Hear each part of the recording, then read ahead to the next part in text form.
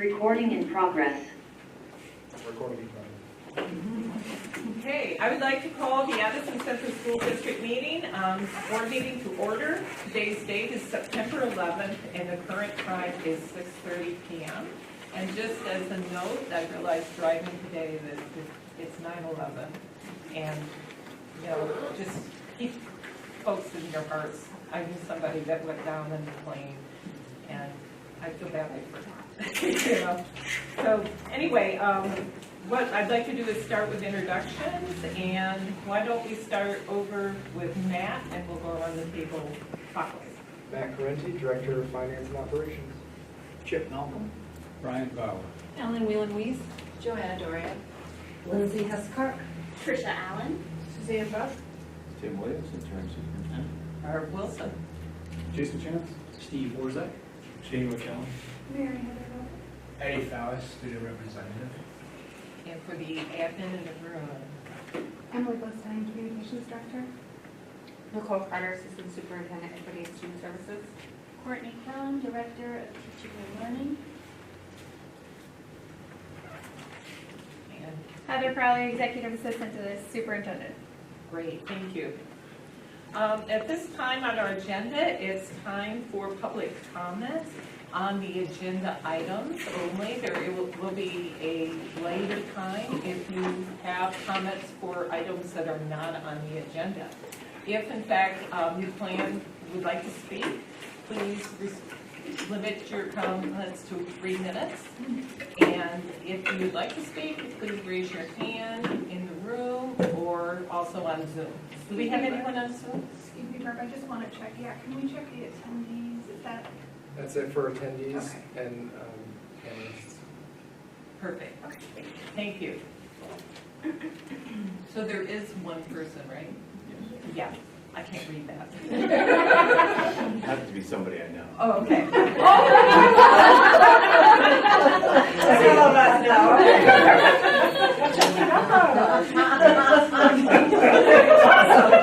Yes, Netflix was running that. So is there anyone in the room that would like to make a public comment? Okay. Hold on, I'm going to set a timer because you guys know I'm verbose. So I just wanted Would you to state your name? Sorry, my name's Mary Slozar. I live in Wadebridge, have kids at Wadebridge Elementary. I wanted to raise some comments. There are more questions about the strategic plan that was in the pack. The first one is I'm trying to figure out if I'm confused and other people that I'm talking to are confused because what is there doesn't feel like it's a strategic plan for a school district. It feels like a set of recommendations about equity issues, which should inform a strategic plan for a school district, but it doesn't stand in the place of. And so I'm wondering, because we used to talk about it as a strategic plan on equity, and now it has somehow morphed into just the strategic plan. So I'm hoping that the board's discussion can shed some clarification on that. Related to that, if it is a strategic plan, I was surprised for the district. I was surprised not to see it tie into all the other things this school board and we know our administration is working on, like building an MTSS, trying to move towards universally designed learning, all of these more academic, how we're educating our children, issues are not tied into the issues that are discussed in the plan that was shared. Just also a point of clarification, from my understanding of like roles and responsibilities of school boards and administration, I understood the school board's role to be setting the vision and the goals for a school district, and the superintendent to then create a strategic plan that would achieve those goals. So again, and now we have like an external entity kind of doing it, so it seems a little confusing to me. I have 1 more minute. On that, so that's just kind of bigger picture, and it may just be my lack of understanding and not being plugged into earlier conversations about this. It just struck me while I reviewed it. Then another, just on the plan as is, I'm wondering if the board has a version with more beef in it, more meat in it, that might spell out the rationale behind the recommendations based on data, and hopefully some metrics that would allow us to hold the district accountable to implementing things. Right now, a lot of it is just kind of, the district could say, oh yeah, we're welcoming everybody, right? With no, there's not something to measure. And then lastly, and this relates to the board's goals, larger goals around belonging, access, and success, which are, I think, wonderful things for us to kind of focus and ground our thinking. If you'll let me, just 10 more seconds. I just wanted to highlight that the access, the goals and action steps that are built in there around access are curious to me only because it seems to know what we need to do about access, we need to understand what's driving success. And to my knowledge, that analysis has not happened. So when we talk about equitable access, it's what do our diverse set of students need to achieve success, and our children have diverse needs. They don't have equal needs, right? So I'm just curious I need you to how we get there. wrap up. Thank you. Anyone else? Okay, thank you for your comments. The next item that we have on our agenda is to approve the minutes of August 14th. And can I have a motion to approve the minutes of, I'm sorry, August 14th, I thought it was August 28th. August 28th, you're right. That's what happens when I use a template and I don't change everything. August 28th, can I have a motion to approve the August 28th minutes? A second? Okay. Who did the first motion? Jason? And Joanna, I believe, was the second. Thank you. Any comments? I only have one comment on the printed minutes, and it's very ridiculous, but it says total meeting time, 2 hours, 20 minutes. That may have been calculated from the beginning, but the total meeting time and when we adjourned did not add up to that number. So I don't know why the total meeting time is even in there. That may be a goal, but I'm not sure. Maybe Secretary can clarify that. I'm sorry, it's stupid, I realize, but I think if we're going to have it in there, it should be accurate. Yeah, just first thought of that, yeah, that's basically a target for when we've put together, when the executive committee's put together the agenda, we sort of allotted, approximated, it's gonna be about that many minutes, just so we can have an idea of like, is this agenda full? I understand that, but at the end, it says total meeting time, and it wasn't total meeting time. So what happened is she took the agenda and. I understand, all I'm pointing out is that I think if we're going to put that in, we either not have it in or have it in as accurate. I can try to remove it for the minutes. Yeah. We could strip the times maybe from the actual, yes, right, for each item. Any other comments?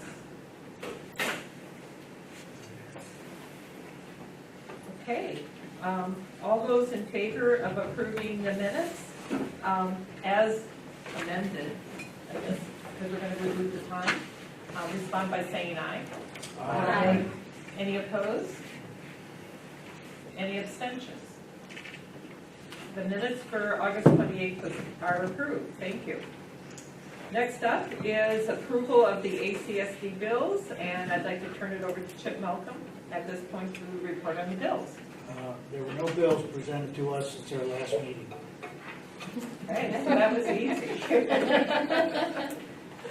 Thank you. Next up is report of our student representative, Addie Paulus, and what we're going to be doing is having this as a standing item on our agenda so we can actually, we can hear from our student rep, which I think is awesome.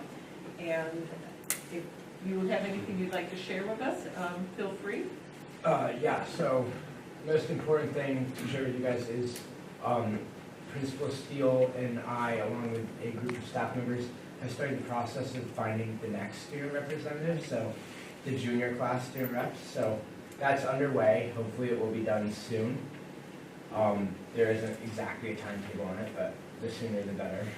Other than that, activities are starting up in the school and athletics have been going well. There's not really a lot going on yet in the school as we've only just got through 2 short weeks. So I imagine we'll have more stuff later on. Awesome. We look forward to hearing in the future any updates from you. Next is report of the superintendent. So what I'm going to do is turn it over to you and let you kind of handle this block of agenda items. Before I get started on those things, I'd like to welcome Eddie. Eddie and I met about a week ago or so and had a great meeting. He has the right mindset. He's going to be perfect for this position. We look forward to your contributions. Thank you. The first item we have in the superintendent's report is action item based on personnel that we, as of September, we're going to be bringing new hires to the board. All the hires we did in August, that's not on the board agenda because we were following the old procedures. We're going to change that now. Every time we want to have a new staff member on board, we're going to have a board approval process first, and then before they can start working for us. So the first item is to appoint Katie Prouty as an intensive needs paraprofessional, 1.0 FTE, step 1 for ESP master agreement, and appoint Connie Selleck as a classroom paraprofessional as a 1.0 FTE, step 15 for the ESP master agreement. FTE stands for full-time equivalent, so full-time position. So I'd like to make those as administrative recommendations. I move to accept the appointment of Katie Prouty for youth paraprofessional and Connie Selleck as classroom paraprofessional. Thank you. Do I have a second? Jason, second. Question? I have a question. Okay, first Brian and then Steve. I guess what I'd like to know, when you say new hires, are these people who are replacing people who are no longer here? Or are these in addition to what we have already? No, these are vacancies that are being filled. Okay, thank you. Right. And as another point of clarification, we would be bringing to you at any time we would like to establish a new position of some kind. We bring that to you first to approve that as a position. And then at some later date, we would bring to you the person we would like to fill that position. I really enjoy that, thank you. You're welcome. Steve. Would it be possible when we see these, if we would know where that person's going to be placed? Because We can, but the reality is we have the ability to assign them to wherever we would need them. okay. So I don't want to make an appointment of somebody to a specific location, and then half a year or a year from now, we need that person in a different building. So I don't want to create the situation where people get the impression that they're being hired only to ever work at building X. Perhaps not in the motion, but just for our information. I did do that to you. Okay. Yeah, in the weekly update. I thought I saw it there, but I was. Yeah. And I will let you know where they're going to start. But they may not end up there the whole time in their career. Any other questions, comments? Jason? One question, is this going to be for every single position, just teaching positions, staff, Everything. part-time positions? Anything from custodian to superintendent. Although I wouldn't be making the superintendent. Oh. Any other questions, comments? Seeing no hands, I would then, all those in favor of approving the appointments as listed, Katie and Connie, please indicate by saying aye. Aye. Any opposed? Any abstentions? And they are approved. Thank you so much. Thank you. And the second item under the superintendent's report, I'll turn over to Matt Prente. Thank you. So we have recommended motion to award the fuel and propane bids to Champlain Valley Fuels for fuel oil and Files Brothers for propane for the FY24 school year. These RFPs went out and each came back with 2 bidders that are detailed in the memo that you all received in the board pack. Pretty substantial price difference between each of the 2 bids, and clear choice for the best option for us for this year. Thank you. Can I have a motion? Chip? I'll make a motion to award the bids to the Champlain Valley Fuels and to Files Brothers. I'll second that. Okay, Brenda. Any discussion? Suzanne? I'm just thinking that since we're awarding this, that we should have the motion include the price of the price per gallon or price per unit in the motion. There's a recommended, Yeah. so use that. So are you, would you like to amend the motion that he gave, and then you can state it? Well, I think legally we have to state. I can add that to my motion Okay. if people wish Yeah, to. technically, since we've already. Champlain seconded Valley it. Fuels at a fixed price of $3.13, and Files Brothers for protein at a fixed price of $1.45. Okay. Yeah. For propane, yes. Is that safe? Or Suzanne? Yeah. Okay. Any other comments, questions? Okay. All those in favor of awarding the fuel oil bid for the 2023-24 school year to Champlain Valley Fuels at a price rate of $3.13 and a propane bid to Files Brothers at a fixed price rate of $1.45, indicate by saying aye. Aye. Any opposed? Any abstentions? It's been approved, thank you. And thank you for the recommended motion, so I can read it. It's the only way I'll remember it. Okay, so then, moving to the next. And the final item on the superintendent's report, about, I guess it was August 11th, was it? No, early August. Board meeting, we had a presentation from Emma and Emily on a strategic plan, and they're here again as a follow-up to that meeting and the discussion at that meeting to present to you some changes and some modifications that we made. And we're looking for action on this item in the next meeting in September. Turn it over to you. Thanks, Tim, and hi everyone again. I'm Emma Mulvaney-Stanek, for your record. I've been the consultant working with your strategic planning process for about the last 2 years, first with the advisory committee, then with the board, then with the action team, and I was here about a month ago, working with Emily here. And what we came back today with is some updates. I'm going to go over just brief updates within the draft we have in your board pack.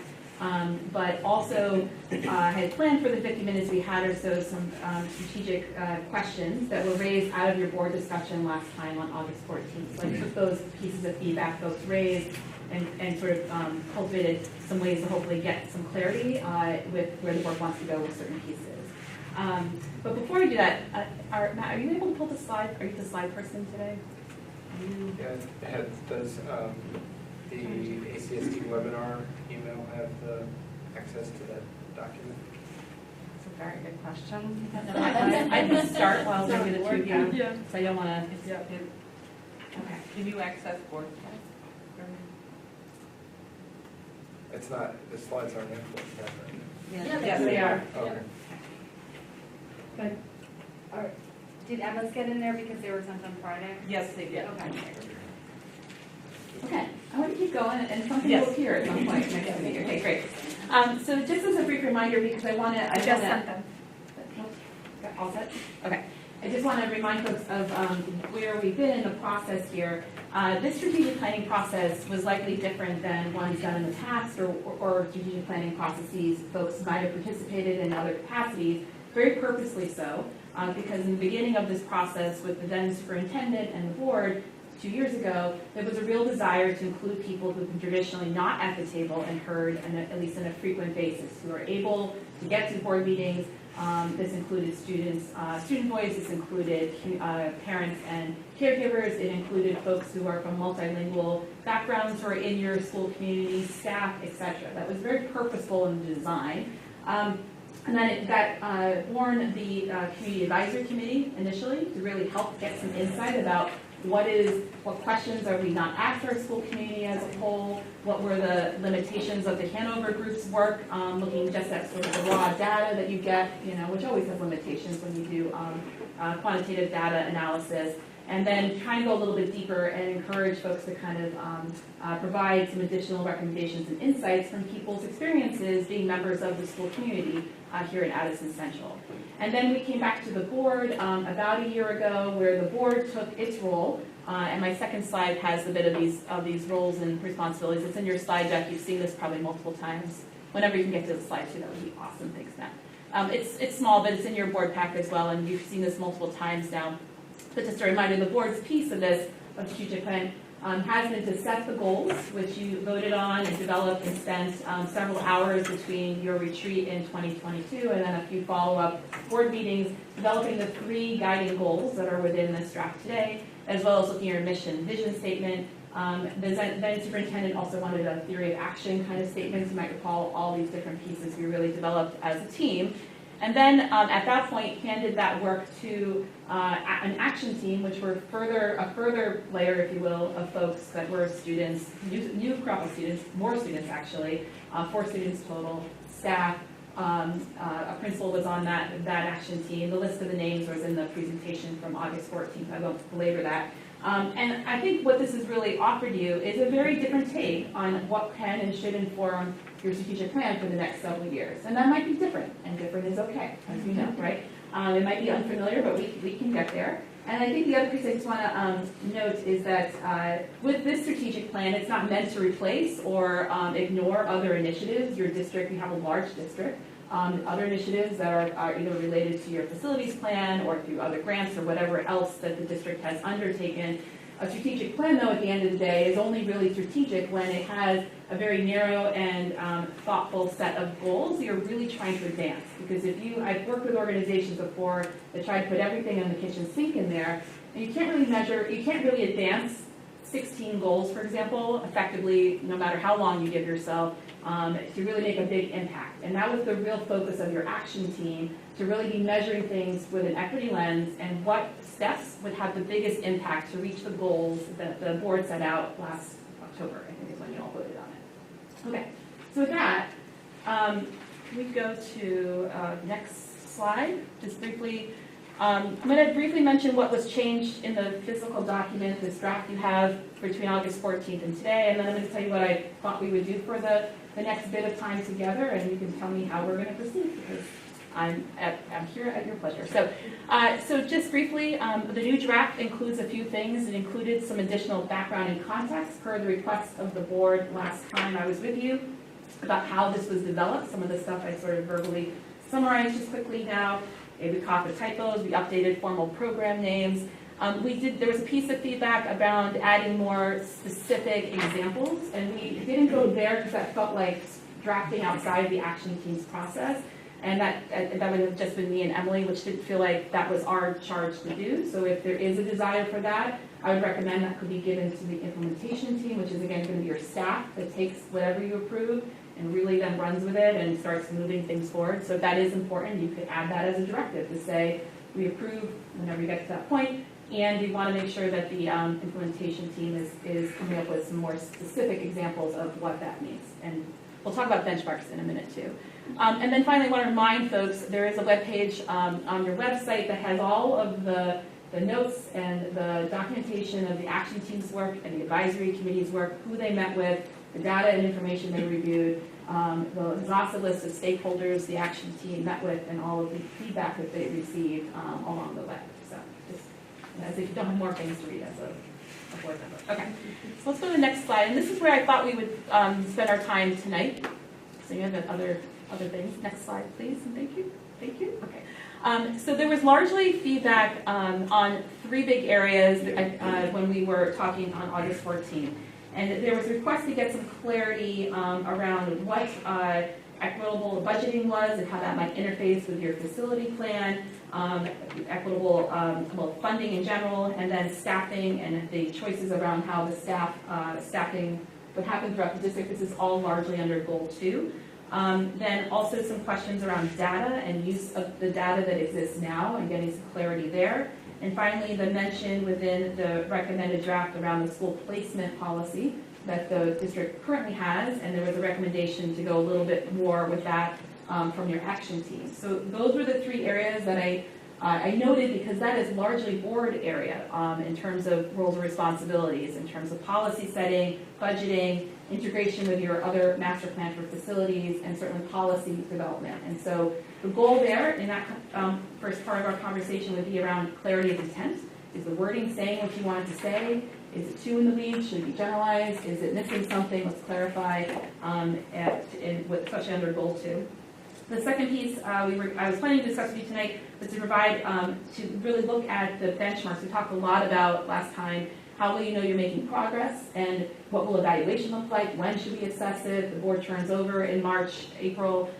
So our second piece of discussion tonight would be around what do you need to measure success? What are those benchmarks? And let's articulate that so your implementation team knows.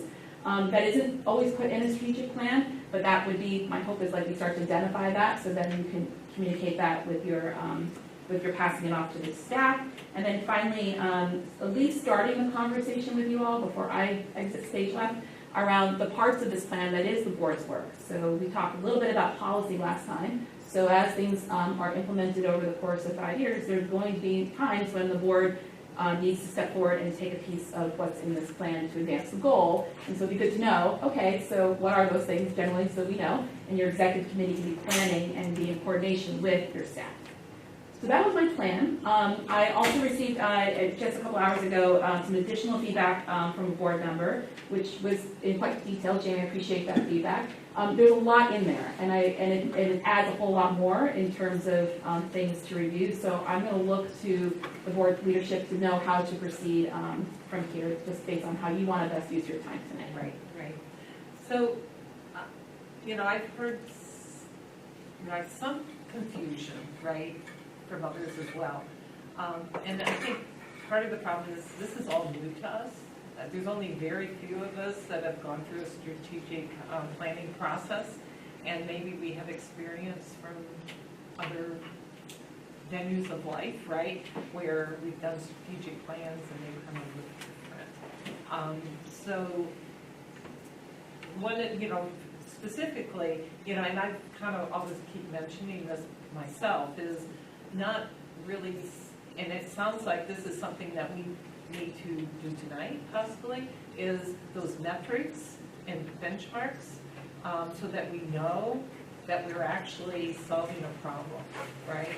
And so I think there was confusion that maybe we would at least have a benchmark, something that says, well, here we are today, and then then we can develop maybe a metric to say, well, we want to basically see X in relationship to that. I know that there are, if we dig down into the Hannaford survey, all that kind of thing, there is information there, but it's not necessarily easy to pull out and associate with each individual item that you guys have worked so long on. So I think that might have helped had we had a highlight, right, that would identify, this is kind of our benchmark now, where we see it, and this is how those action steps really came. We have our goal and our, objectives that we've set. And so here we are in relationship to that goal and metric. And then here's the action steps that we want to take. And then we could then help define, how far do we need to see it go? Does that make sense? Oh, certainly. I think regardless of what is ready for you now, like measuring and accountability, keeping the district on track, et cetera, is the job of the board. So benchmarks would certainly be developed. I think correct me if I'm wrong, Emily, but when we were developing the action team kind of coming with recommendations of what the strategies and action steps would be, the benchmarks were the staff's piece of work next. Once they knew what your goals and your strategies and your actions have to be, then once you were gonna change them, right? So then we would figure out benchmarks and measurement from there. If the board wants to pump the brakes and add that will just take time to do, and would be some additional pieces of work, obviously. Right. And I guess it's more clarifying, what are we approving? We're approving really just the action steps that are identified. We're not really approving the strategic plan at this point because it doesn't have those things included, correct? What the plan becomes a bigger document that has, it sounds like, input from the implementation team if in fact we're going to have benchmarks and metrics. Yeah, so all we know is we look at the old strategic plan and there are benchmarks there. There are goals, well, this is what we would like to see and this is how we know that we've arrived, kind of thing. And so, possibly it's just a misunderstanding of what we are approving tonight, and this is just another step in the process, or we're approving the strategic plan, because it doesn't seem like it's all there yet. So, and just to clarify my understanding, I feel the same. I think part of this is the transition of your superintendent and desires of past superintendent and then transition to this, and we're going to name that. And as a consultant trying to support the direction of, we're in transition. It happens in every organization. And so part of this is the intent from the beginning 2 years ago was to make sure at the end of the process, whatever that would be, that this would come back to the board and the board would approve the strategic plan. I'm not sure, I wasn't the consultant last time. It seemed like that wasn't clear or done in the last strategic planning process. It felt important in the beginning of this process where you would have more community engagement and also board involvement, beginning, middle, and end. So you all may not be at the end, that is fine. And you certainly should put in your strategic plan both wording that you feel is at the right level and also what you need in order to measure that. I just also note though, it could take a long time to kind of put all those pieces together, and the original, one of the pieces I think this district really learned, or at least folks involved in it, is that you really want to make sure that you are communicating to your school community documents and information that is accessible. And one of the bigger learnings in the advisory committee process is that there's a lot of information sent out from the district. It is hard even for an English speaker to kind of really navigate and understand what does that mean and what are you telling me. And really, truly part of our mission of this strategic plan was to try to be as straightforward as possible and not make a 50-page document either. And I'm not saying that means like don't put benchmarks in. That's not what I'm saying. But I just bring that back into the mix here because some of the feedback received was really around making sure you're knowing all the different aspects of your community, that what the board puts out and the district puts out can really reflect who your school community is today, and that people can really understand what their district is what direction you're headed in. So, yeah, okay. Point of clarification, maybe I'm wrong, on the wrong page. I didn't think we were approving anything tonight. No, we're not. Well, you said several times that we were approving it tonight. So Well, that's no, why I'm a little bit confused. No, I'm not, we're not, we will be approving pretty much what we have here, because this is an update, and those metrics and things, if we're gonna approve it at the next meeting, those metrics aren't gonna be included in there. That's what I meant to say. Okay. Yeah, I misunderstood. Sorry. Ellen. So it sounds like we need to, as a board, by next meeting, feel rock solid, at least the majority of us, on what's in this, which is the strategic plan.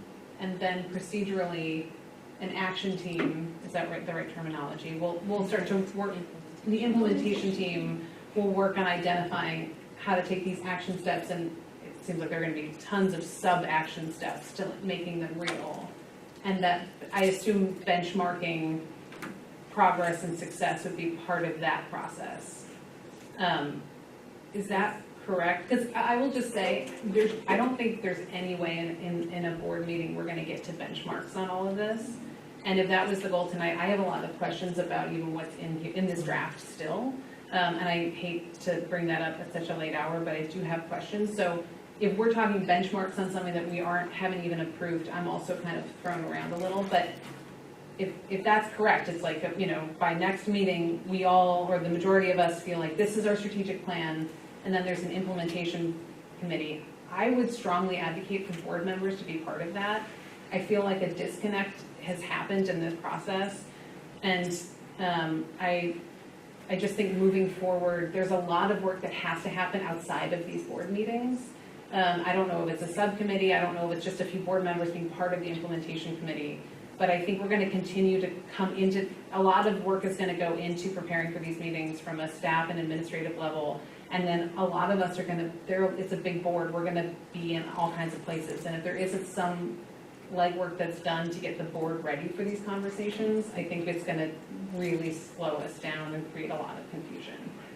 So I know there's a lot in there, but that's my understanding of what we're doing tonight, right? We're still talking about the draft action steps. Right, but my goal was to have, we're not on that slide anymore, the 3 discussion items, just to get clarity that what's in there is the intent of the board.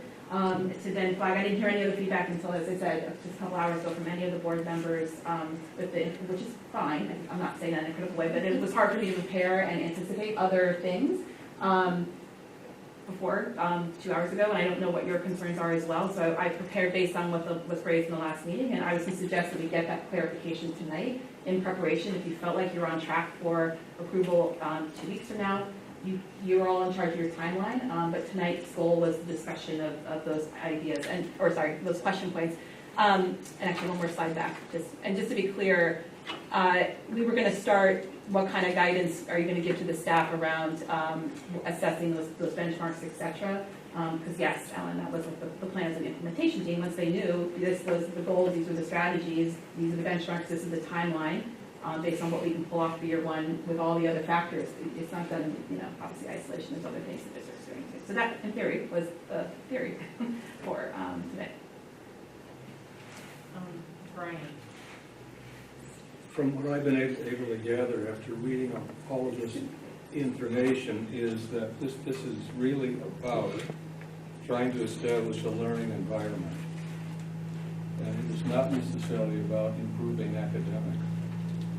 There's nothing in here that I can see that really speaks to the academic part of it. So you can establish an environment, and it'll take you 5 years to do that. So what's happening to the academic part, I think that needs to be part of this.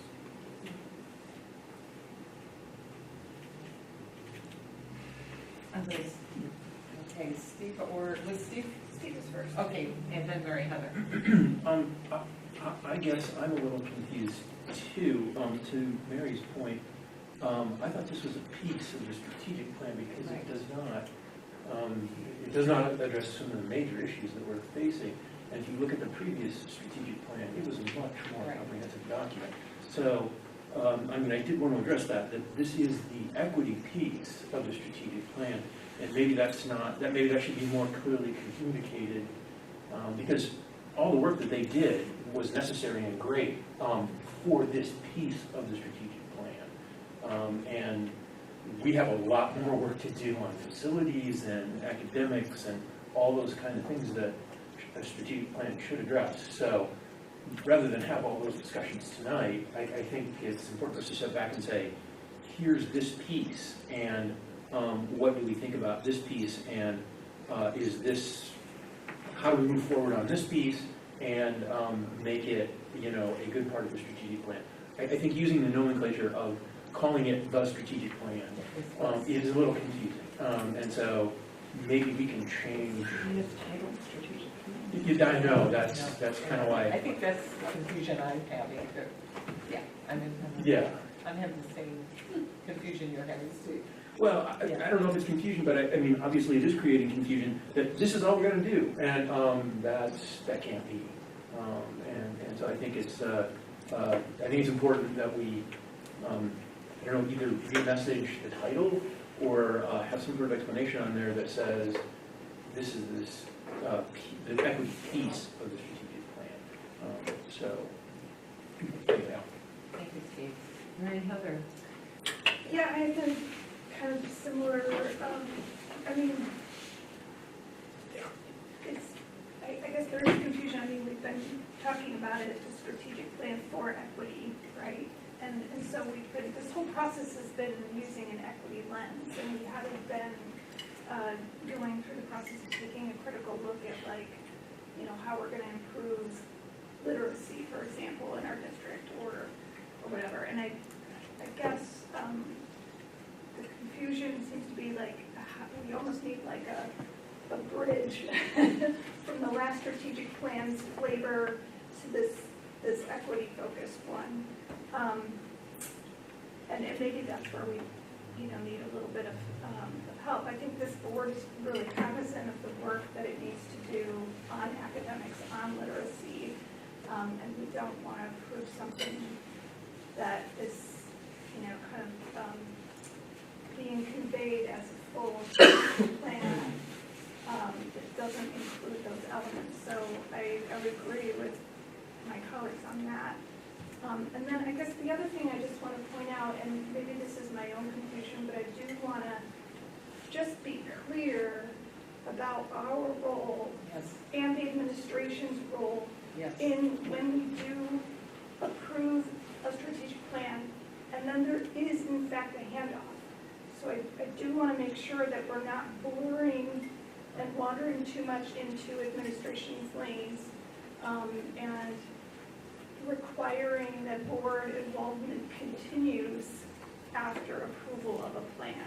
I think that that distinction between roles needs to be very clear. So I just want to bring that up as well. I'm not sure that it's the board's role to be part of the implementation team.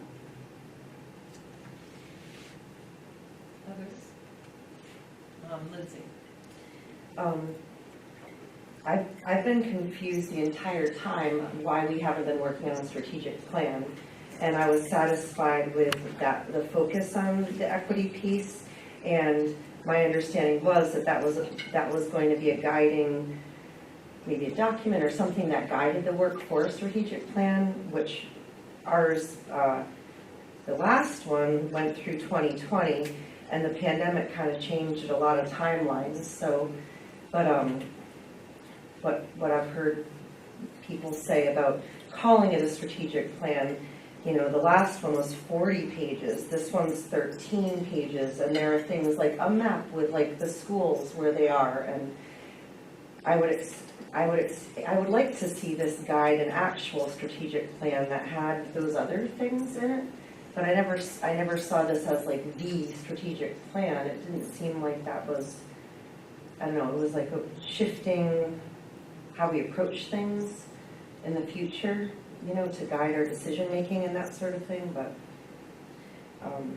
yeah, I'm now wondering about this whole next meeting idea, and maybe it's just a change in the name that we make. But as far as like approving what we have right now today, you know, if we need to do something to move that forward, or if we, you know, take it and use it as a piece or a guiding document. I don't, you know, I'm wondering now, it does seem like we're in a different place than maybe I thought we would be at this stage, but yeah. Like where do we go from here with the concerns that are being raised right now? Others that haven't spoken on the board? Go ahead, Jamie. Thank you. Just so I'm clear, Emma refers to this email I sent her because I was driven by the same confusion as some other people, and I wasn't sure that I would be able to get what I wanted to say out tonight because it was a lot, and I was freaking out, I think, about what I saw was a looming deadline to approve something, and I wanted to make sure that I voiced concerns, questions, whatever. Now, when you say, Steve, about this being this equity piece with larger thing, I honestly was not sure that that was the case. So, if it is, I think that's great. But then we have a lot of more work to do, and which is fine. And in some ways, it's a relief. In some ways, I'm actually quite in some ways, my reaction was this compared to the former 2015 strategic report. And I like some of the pivot that this has been done, and I think Emma led or helped lead or whatever. And I like the process of reaching out to the community more. However, it does feel to me like something that we relinquish control over. And it feels like now I don't want to be seen like power hungry, but I want it back. And just because I feel like, wow, like there's a lot in here that I don't even understand, and some of which I really disagree with. I want to make sure that we don't have to sign off on it next two weeks from now, because I don't think we can get there. And I agree with what, so, I don't know how to link now to then, but I feel like maybe if we can come to some procedural consensus on thinking this as a standalone, concrete part, that would make me feel a little bit more, it'd make it feel more doable to me. Jason.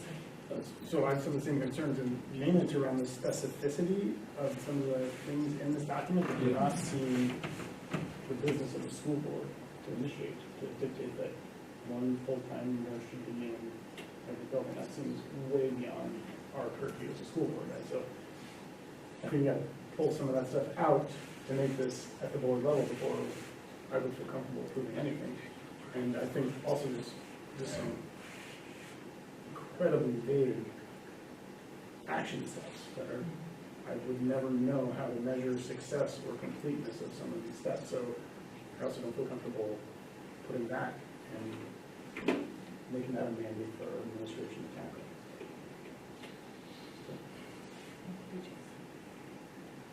Others that haven't spoken. I'd like to share some thoughts. If I may, Yes, I guess I just want to acknowledge, first of all, that, all of this could have been conveyed at the last meeting, and it's on us that it wasn't conveyed at the last meeting, so I certainly don't want this to feel like, that we don't have responsibility in this disconnect. I think we very much have a responsibility in this disconnect. And I guess I'm sort of curious, I think to some degree it's probably, our sort of collected inexperience with this process. I'm curious when for those of you board members who were on the board, when the last strategic plan was put together, and it would have been right before unification. I guess I'm wondering whether the sort of bones were approved and then it was given to the central office and admin leadership team, and then that was fleshed out. And so I'm wondering if, what we're comparing from the last time was in fact what the board approved, or whether it was fleshed out, after, the board approved sort of the basic structure. Sorry, just two people. Roll ahead, maybe. Dan, Chip. Well, I wasn't on the board at that time, so. I was. I want to say that the plan that's out there, the strategic plan, is the way it was presented. There was a lot more to be fleshed out that wasn't written in there, because then there was a lot of work that was done by staff and administrators to figure out where do these assessments fall, or when does this need to be reported, and how do all the other pieces within the district that we were working on, get reported out through the strategic plan.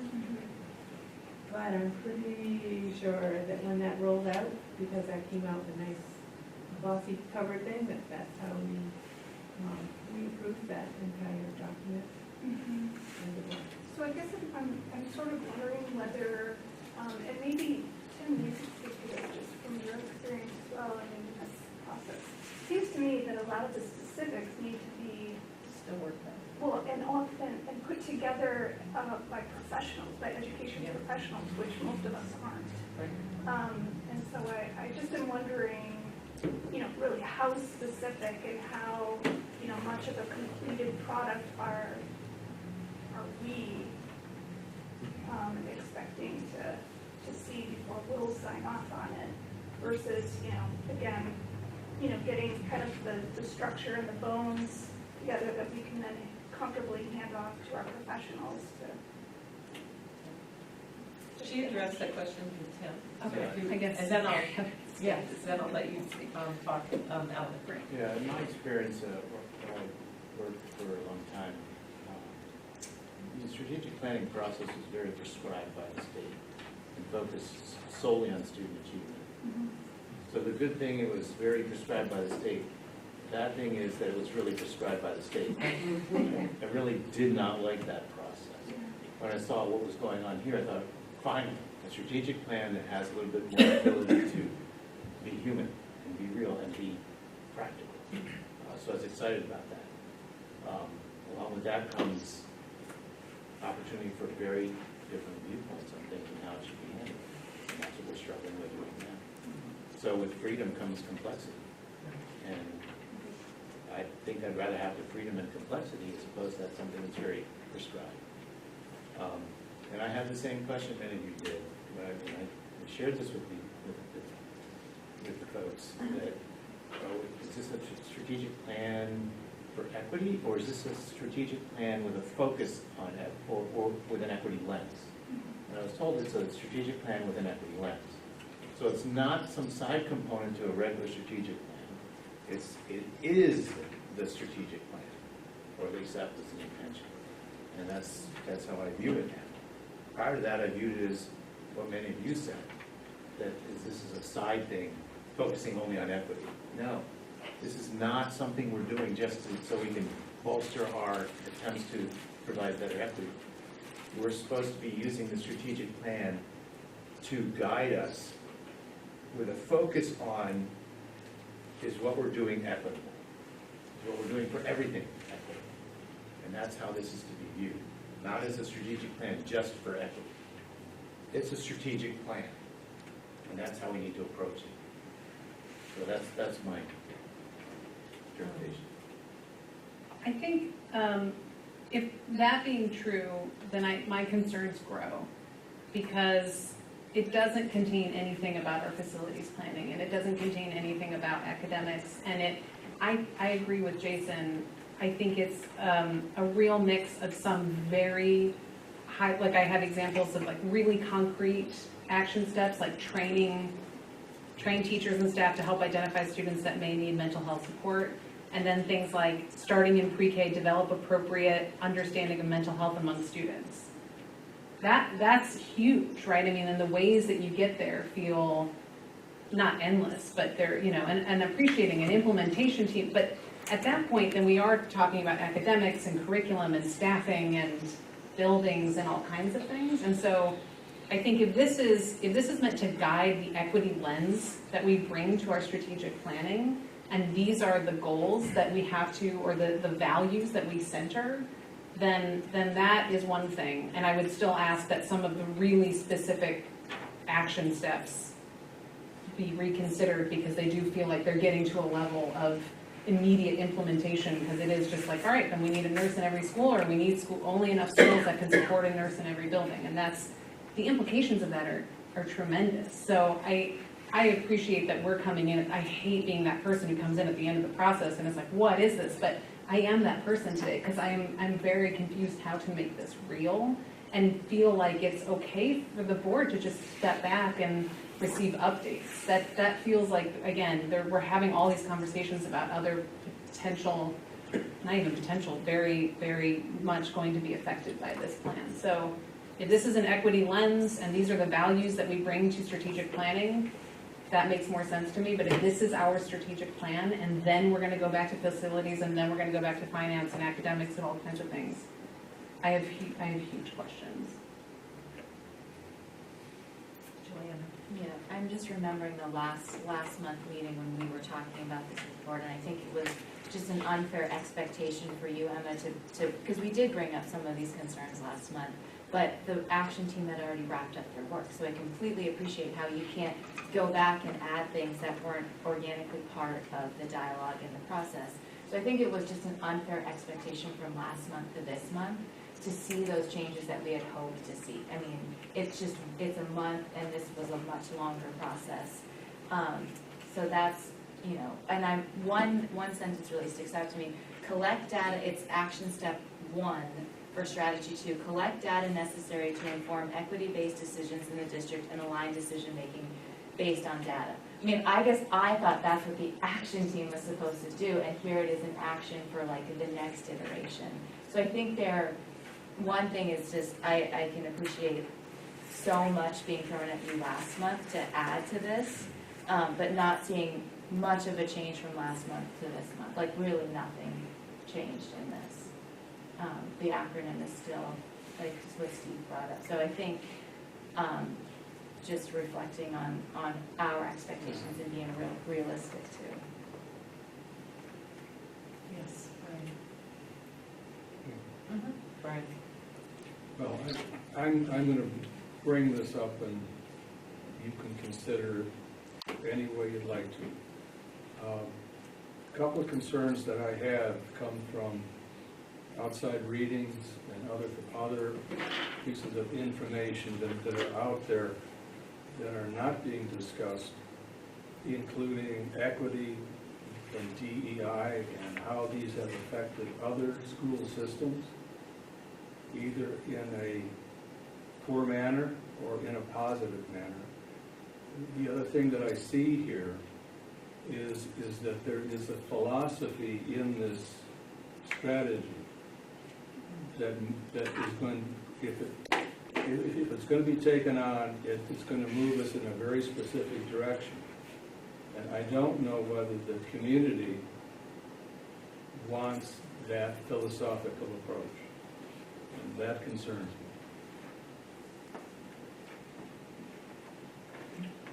Steve. Yeah, I was on the board when they did the last master plan, and it is the facilities master plan, so it was done through the lens of looking at our facilities, and we all know what a firestorm that unleashed. And so this is, I mean, I was waiting for the hard conversations to sort about that because we still haven't addressed that. The last time when they did the facilities master plan, it was a committee that was, I mean, these guys, you know, they were doing that piece, but the facilities master plan, that was a committee that was composed primarily of professionals from the central office and, Bruce McIntyre and that group put together their team. So it was a mix. The board was involved, but only individual members, like, were part of the facilities master plan, but we didn't get regular updates, and it was years in the making. And this has been years in the making, but again, in the last process, it seemed to be much more far-reaching than this. And if we're getting ready to approve a strategic plan, it feels like we have not done the amount of work that was done in the last plan to get that done. And so there's been a focus on other issues, and I can't see how we can suddenly say, and in 6 months, we'll be ready to do a full master plan. I look at the years of work that went into the last one. I look at the years of work that went into just this piece of this one. So I'm a little afraid that we are rushing to judgment and saying, yep, this is it. And we're not. I don't feel like we're ready. We have many issues to address that this hints at, that we could hint to that. We haven't addressed things like consolidation. We haven't addressed things like budgetary concerns, and it's coming, folks. The budgetary concerns. I wish we could step away from per pupil expenses. I wish we could do that. And the encouragement of this group, I understand that, but if we're going to release the master plan, it has to take into account budgetary concerns. People here weren't, I don't think we operated under the aegis of the double tax ceiling. That's been put under. Only a few of us that were under that. What? There's only a few of us that have lived under that here. Right, exactly. And we got word today that there may be something that's very equivalent to that. So we're not ready to talk about that yet, but if you think the budgetary... Are you in, so I want to answer your question. from a historical perspective, were you involved in, we had the facilities master plan, that was a different document than the strategic plan. Yes. Right, they're two separate documents, right? And so this is more that, this is the strategic plan, which doesn't in any way take away from the fact that we have a facilities master plan that we need to, finish, right? We need to pick up again and that kind of thing. So when I look back at the strategic plan that was developed in 2015, it was focused more on outcomes and what we're expecting from an educational perspective, right? And, I love the equity lens that this brings forth, but it misses the educational piece, right? What are those expectations?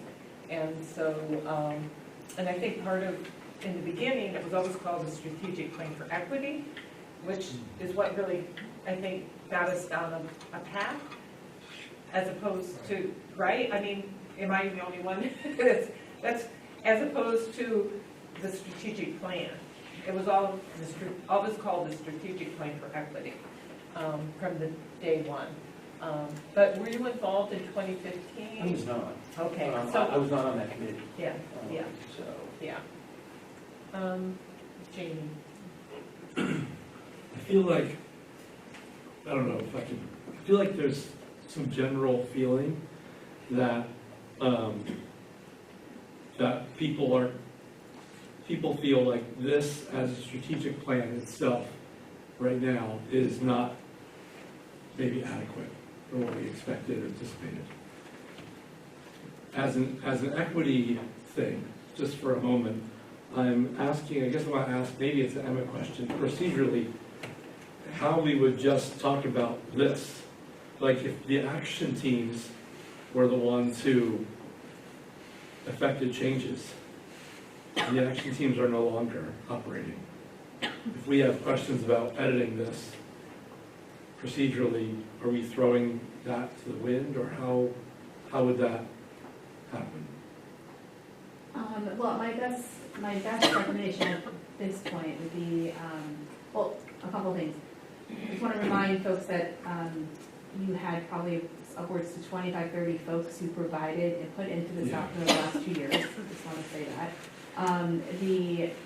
The work here, in order to, I always understand, like, honor the people, honor the work. Like, you all honor the people, all the work of the prior board members, yourself, et cetera, right? There's like a lot of both knowledge and lived experience and honest feedback and trust that was put in to try to really hear what your school community is trying to tell you.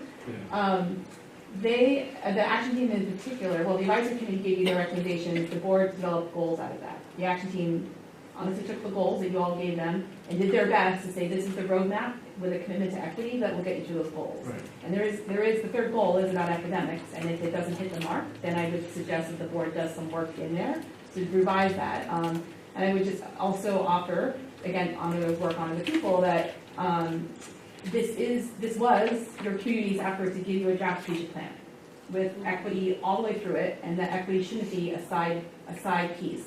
It should be immersed in everything that this district does. That was what your community, I think, was pretty clearly saying, and the surveys given to you, et cetera. And if there's, and again, are obviously not going to get there. If there's other parts to it that get too specific, then we edit, right? That is perfectly appropriate to do. Or if there's pieces that should be added, again, like the academic piece, for example, then you add to it. But I would encourage you to use this as some sort of basis and build from there to make sure that you're you're maintaining the trust and the appreciation that people have brought forward to you in this work to do their due diligence to advance the 3 goals the board set last fall.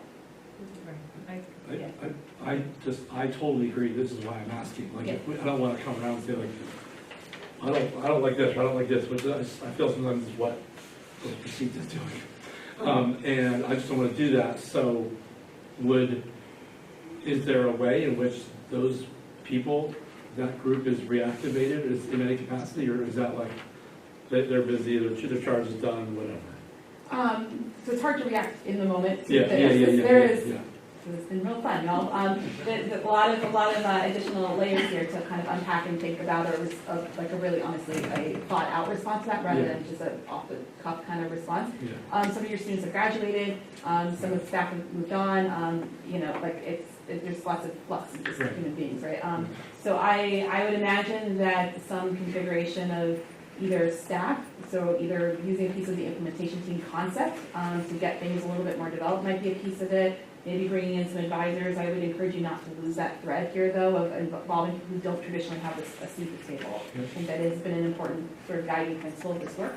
So just kind of think about how to thread that in as well. It'll just be my 7:30 o'clock response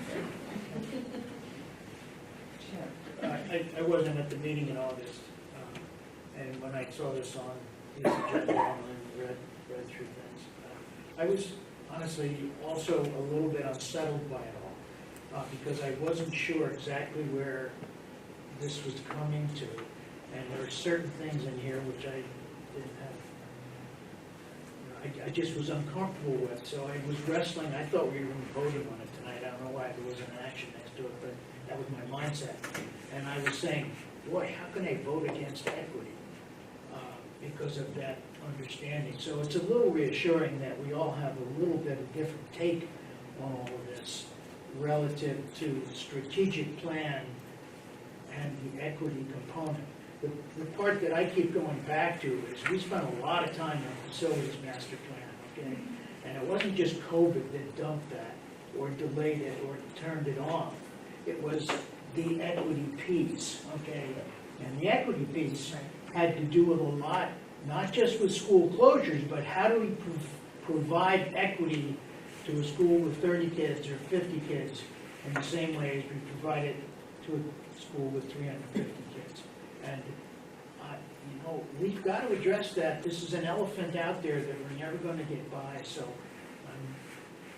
this is so complicated to me at this point. I can't put my hand on why I'm not comfortable, but I'm not comfortable. Thank you, John. Yeah, if I could comment something along the lines of piggybacking on some of the items that you said, Chip, and a few other people said. Apparently there was a facilities master plan that was years in the making. It got pushed aside. In education, we call that delayed, deferred, delayed, defeat.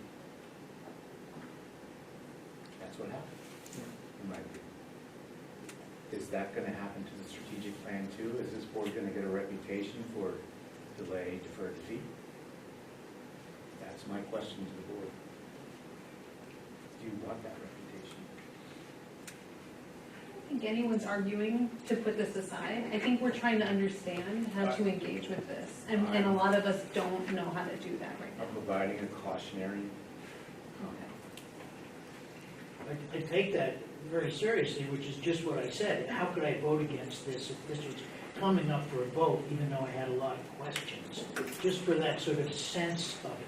But the more I considered it, and then the more I listened tonight, I wasn't alone. I mean, it's sort of this cloud. We don't want to push this aside. No. Right. That's what I'm saying. Okay. We need to make sure that that doesn't happen. I don't want to push this aside, okay? I'm not saying that at all, but I'm not ready to commit to it. I guess I just need whatever the clarity means. I don't know. There's things in it, just as Jason pointed out, that we can't adopt this after the finance meeting today. I couldn't do it. You know, I mean, it's just, there are too many competing type issues. Even if they're, And I think there are some elephants in the room that do need to be addressed. Yeah. And that should not be an excuse to delay, defer, defeat. We need to address them. Okay, I saw Mary Heather, and I also saw Lindsay.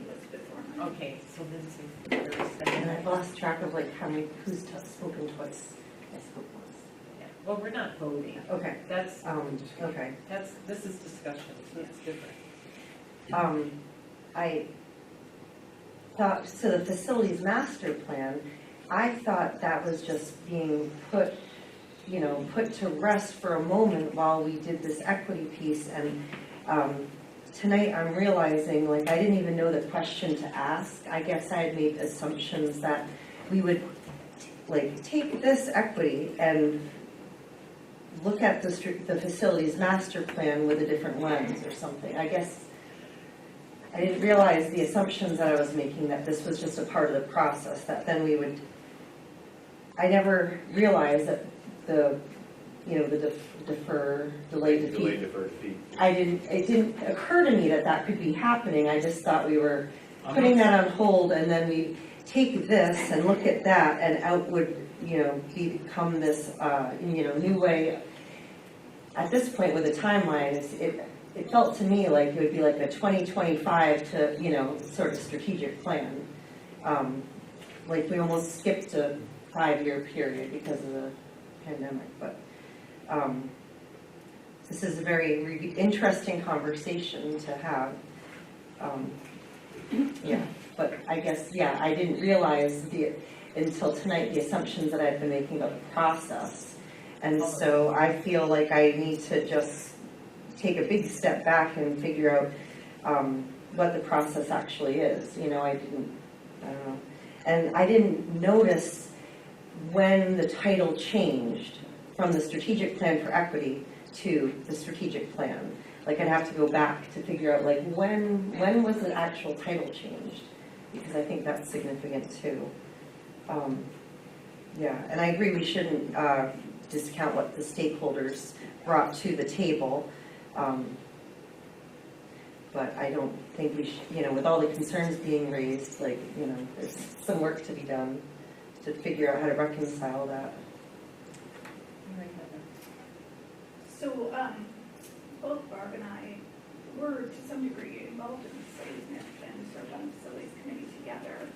And my recollection, as things sort of came to a pause, was that one, obviously the pandemic and the money coming in from the pandemic reduced the urgency of having to make a decision. You know, we weren't hanging out on a financial cliff anymore.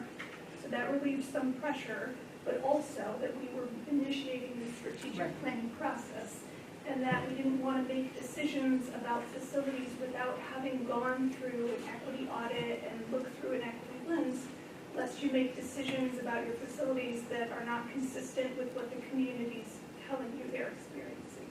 So to some degree, this equity process is supposed to be the North Star, right? It's not supposed to all be just financial decisions. Obviously, that's going to be a big component of what drives us, but the equity component was supposed to be the North Star in this process. And so it is really important. And it is the facilities master plan thing, I hope, at least from the seat I'm sitting in, is not going away. It is the elephant in the room. And, you know, depending on where you sit, you may want it to go away, but it is going to have to come up again. And I think that is the very difficult work of this board.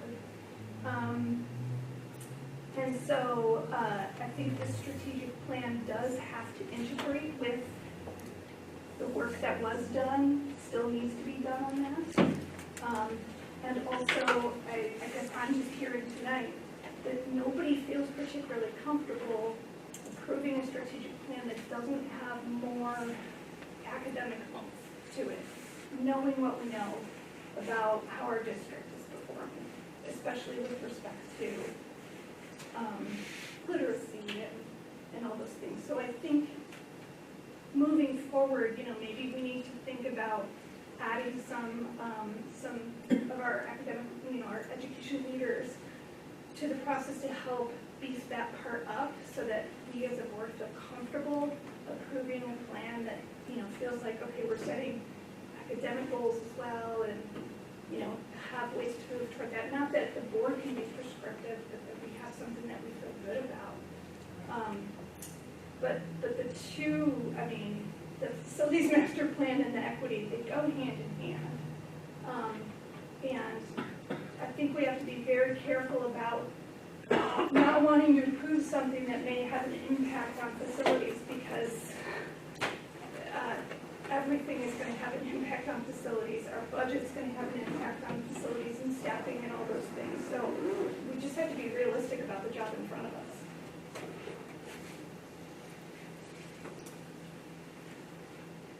Brian. Susan, did you have anything? Brian, no, I'm just raising my hand. Oh, and Matt, I would just have a quick note that in the facilities master plan, if it's an 80-page document, that I read sometimes. But you can't fall asleep at night.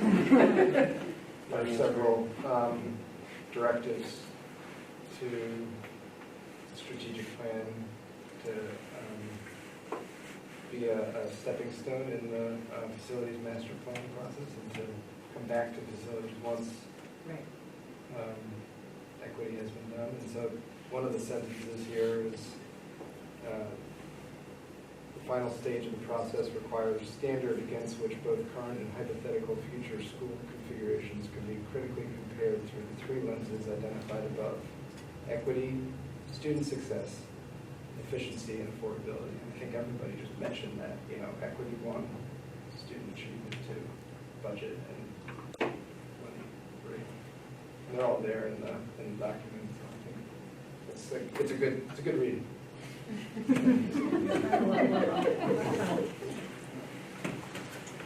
Brian and Suzanne. One of the things that I wondered about was whether the, I'll call it the voice that came out of this document was slanted in a specific direction. And the reason I bring that up is that if you read where the emphasis was placed on the choice of people, it seemed like it wasn't equitable in that it was leaning more towards the individual who had difficulties, whether it was physical difficulties, medical difficulties, or whatever. And to me, that slants it in terms of what you're going to get as a response to your questions. Suzanne. So the one thing I'm going to say is thank you for all this work.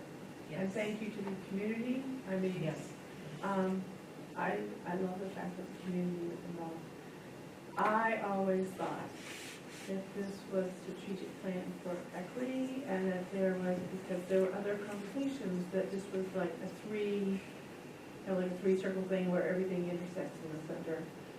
And so we have the equity piece, we have the facilities piece, and we had to add in the education piece. And I know we've had conversations about the education piece, meaning that all of our administrators, our professionals would all have interactions with this, and they would help with developing that piece around the education for our students and what those goals were and those objectives were. So it's almost like we've got the equity piece here, which now it sounds like because of some changes that are coming from Foster and Montpelier, we may have to make some changes to some of the statements in here. The facilities piece, we have, as Matt has just brought up, the wonderful 80-page document that many of us have put blood, sweat, and tears into. And what we're missing is the educational goal component piece that we probably haven't quite gotten to yet. So it's not a complete circle, but there's not a lot of stuff. This is a major piece of it. Facilities is another piece of it. Now we have to turn it over to our professionals. Because that's, and really it's their work, the board can oversee it, but we don't write the educational goals.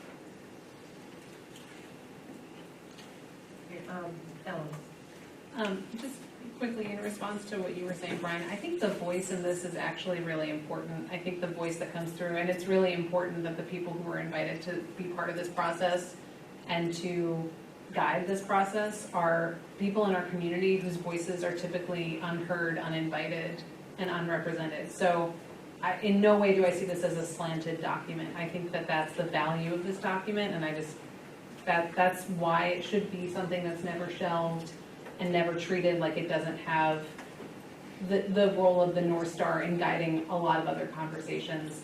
I also just feel like something that you said that's really important, Emma, is that there's been a huge transition in administration, right, and in leadership. And I have no idea, it's speculation, but I do wonder if some of this disconnect comes from what was communicated to the board, or what the board heard in certain communication, and then what was communicated to the people who were empowered and asked to lead this work. Because I feel like that disconnect is pretty consistent, and maybe that's part of just a change in leadership.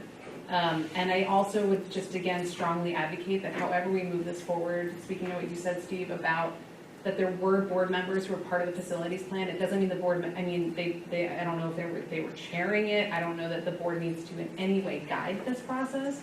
But I think that we as a board need to put our own sweat equity into what happens next. And part of that would come through involvement by board members who then are really responsible for keeping the rest of us up to date, connected, and even just listening to think, this has got to get reported to the board in a certain way so that we avoid this kind of disconnect in the future. I feel like bridging that distance is going to be really important in helping this be something that moves forward in a very impactful way as we engage with a lot of other huge conversations that need to happen.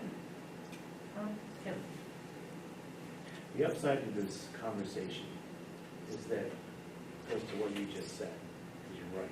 This isn't something that should be put on the shelf. Too many organizations do that. And the fact that there's this kind of investment in this conversation tells me that it's not going to be put on the shelf. That's an outstanding. That's the plus. Now, where we go from here, that's the question.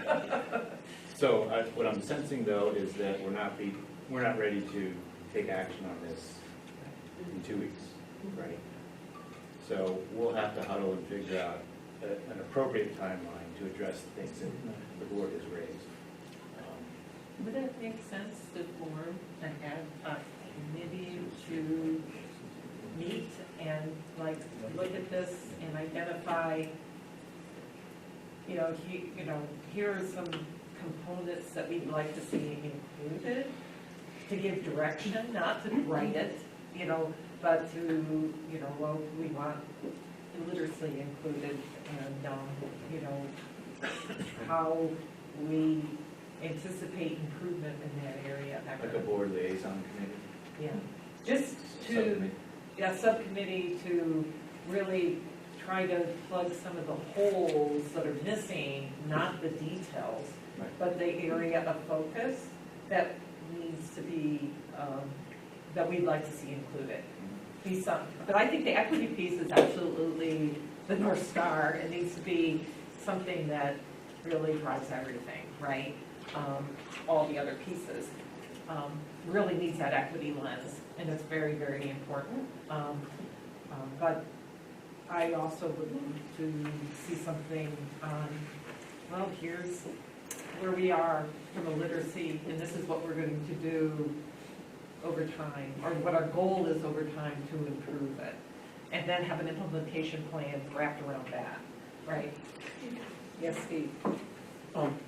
May I suggest that that maybe we're not ready to adopt a strategic plan, but that we are wasting time if we don't charge the administration to start doing that work.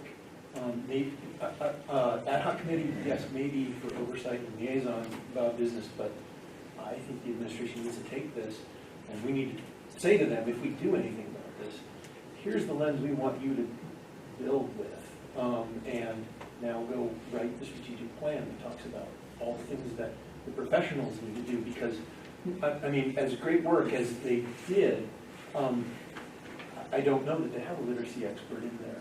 I don't know that they have a budgeting expert in there. I don't know if they have a facilities expert in there. Right. And I think that expertise lies in staff. Right. Not, I agree. not at the board level, and certainly Yeah, not. and I agree. I think they did a great job, Yeah. and I think they have given us a valuable document to work with. And I think it's imperative for us to take that as a lens. And perhaps that ad hoc committee can serve as that lens. Are you using this lens to do this work? Perhaps, but I think we are way out of our lane if we are already. Yeah. And that wasn't what my intent was. My thought was, is there another level of direction that we need to provide that they can then work under, as opposed to here's this and then go at it? Do we need to be providing additional direction and maybe we don't, right?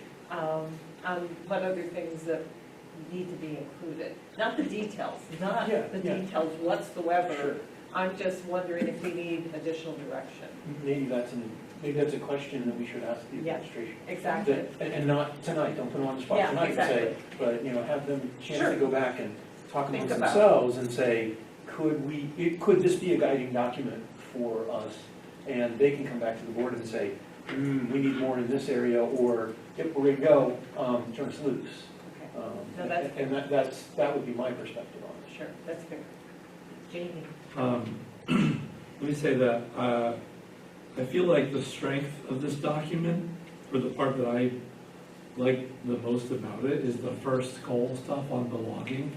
I don't know who started off talking about classroom environment or whatever, but I think I disagree with whoever said that. I think that, creating a learning environment where people feel like heard, belonging, safe, secure, whatever the right word is like absolutely paramount to anything we do. And the fact that this plan starts out with that is crucial. The 2015 plan actually has a whole section on that as well.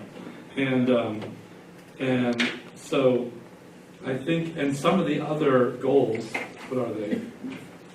My pages are all cattywampus, but the other goals, even the academic stuff or whatever, I think filter into the belonging lens as well. I feel like one strength of having so many different stakeholders probably help produce that, I don't know, sentiment, or whatever. It seems to me it's what people, when you talk to parents on the weekends about their kids, that's what they talk about. Like, what kind of environment do their kids have at school? And so I think it's a crucial guiding star for even the other stuff that we'll be doing. And I really just want to highlight how much I think, how important I think that is. So we'll have, the leadership team meeting already has a meeting scheduled tomorrow. And most of the members are in this room right But they're like, oh, gosh. now. So Over. I think that just became an agenda item for tomorrow for us. So we'll discuss options. Exactly. Yeah. And Suzanne was had her hand. Sorry. The only thing I would suggest would be the street in the last plan, there's 3 strategic foundational goals. Go back and revisit foundational goal 1, which is educational success, which is the piece of points. So we've already got building blocks. We've had reports out. We have baselines, sort of baselines, COVID baselines. That's a good place to start to work from, to build in. And there's lots of stuff there. My own 2 cents and then I'm going to go. Thank you, Suzanne. There are small things, that I find really important, even some language things that I also have an email drafted. Is it still, you mentioned editing, right, Emma, that without needing to reconfigure the entire action team, that the board might be able to continue to contribute some feedback and suggestions, or is that still fair to, okay. The most helpful thing is just to get it as soon as possible. Yep. I didn't know everyone understands that, y'all, I believe me, I know what electric lights is like, so I totally get it. But if you could get it sooner rather than later, that will help me advise how to help land this plane. And I really appreciate what you said before about just, making sure there's more continuity and communication and effectiveness. And it is what it is with transition, and we'll just make sure folks are back on the same page, because the biggest piece about this is the board is the biggest champion of making sure this is actually becomes a thing over the next 5 years, and staff, of course, but we truly want everyone to be really pushing the same direction, know what everything means, be clear, and know what each other's levels are, right? Like, what's the staff's level to actually implement and define, what is the board's level to define. So the most helpful thing y'all can do is, if you have specific stuff, please send it to me as soon as you can, and we can then leave it together and figure out what kind of plan, or timeline, I should say, to help you get there to a place where everyone's comfortable taking that vote. That is always the ultimate goal here. Can I just add, I specifically didn't edit this document in the way that I would edit every other document that I would put out for this district, and that was largely because this was a document of people who don't usually sit at this table. We could have done this in a very different way if we thought that people who always volunteer are the people who are always think they're best situated to create this kind of document. And so to be completely honest, I would rather not accept your individual comments and feedback. I would much rather have some kind of understanding of what level we want to edit this document at. Do we want to not get into the weeds of one nurse at every building, right? Like, I can go through and do that kind of editing. But I think that, as we've all noted, this was a different kind of process. And, you know, as Emma noted, honoring the process that it came to, it is messier. I've also been involved in 4 or 5 different strategic plan processes over my life as staff and as board members, and I have seen one organization actually put a strategic plan to use in any useful way. And so I came to this with my own hesitations, right? But I think that what we have here is the possibility to jump off and to actually do some work, and that's the most important thing. I hear what you all are saying about metrics being missing. I think, you know, saying, hey, let's add some metrics in, or let's edit it at this level, that would be helpful feedback for at least me in my role right now. But I would be wary, knowing this community over the last 2 years, folks look for what is important to them and what is missing to them. And I think if we go in with that lens, we are going to have a messy, long process. So I would do anything we can not to do that with this. How do we, I mean, I'm not in any way going to suggest line edits. It's things like, I don't think we should just hire BIPOC staff. I think we should support and retain BIPOC staff. There are things like that that I feel are really missing. So how do we provide that level of feedback? How about the word concepts? Yeah. Concepts rather than specific wording or specific, you know, let's just, the nursing, for example, is probably the thing that's the most specific, and here they came out of the action team's work, right? And so I think I'm reading the room, and usually do that pretty well. That's too much in the weeds, right? Yeah. And so and we burned my slides to the ground tonight, so we didn't even get there. So that would be one of those pieces I would suggest, like maybe that is a general thing of, we would like you to go back in the next draft before you come back to us is take out that level of detail, for example. So with that said, yes, please feedback and concepts, like the concept of, you know, focusing a little bit more on retention or elevate, you know, like elevating and not expecting a specific word or a specific, yeah, I guess just concepts and not into the weeds. And let's try to pull any weed out that is still in this document.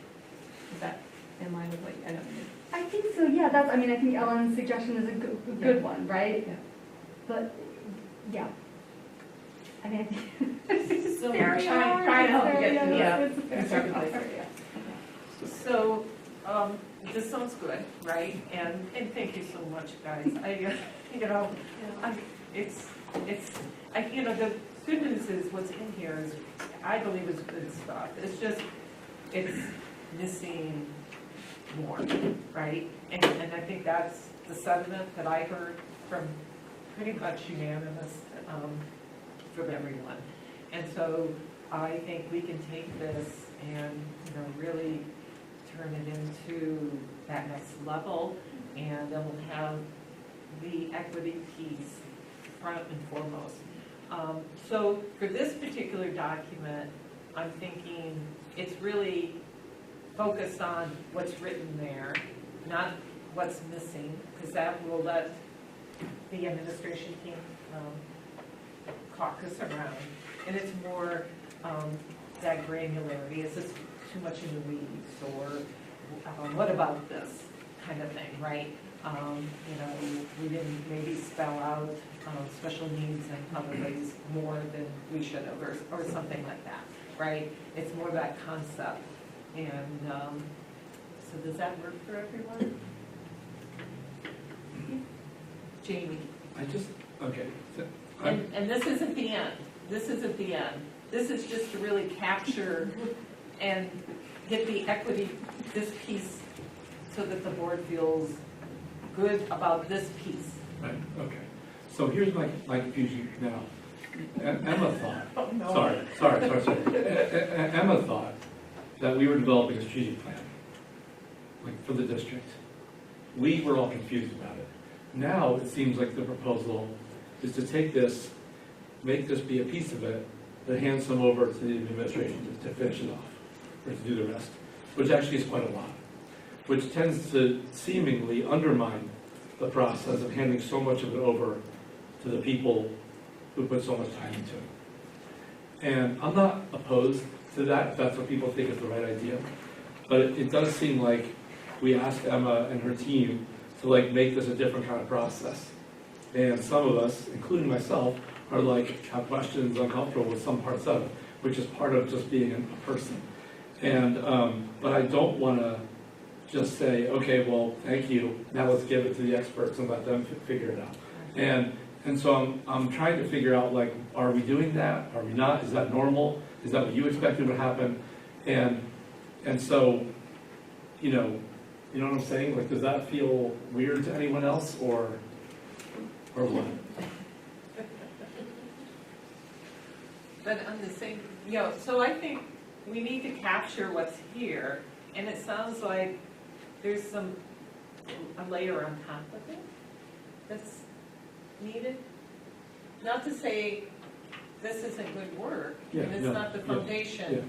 It's just, there's another layer to it, and I don't believe that undermines anyone that so graciously spent time focused on it, because, they're not necessarily literacy experts in this and that, and their focus was based on the goals and objectives that we gave them, right? Yeah. And that's what they worked on, and we need to take that into account, and that needs to be front and center, I believe.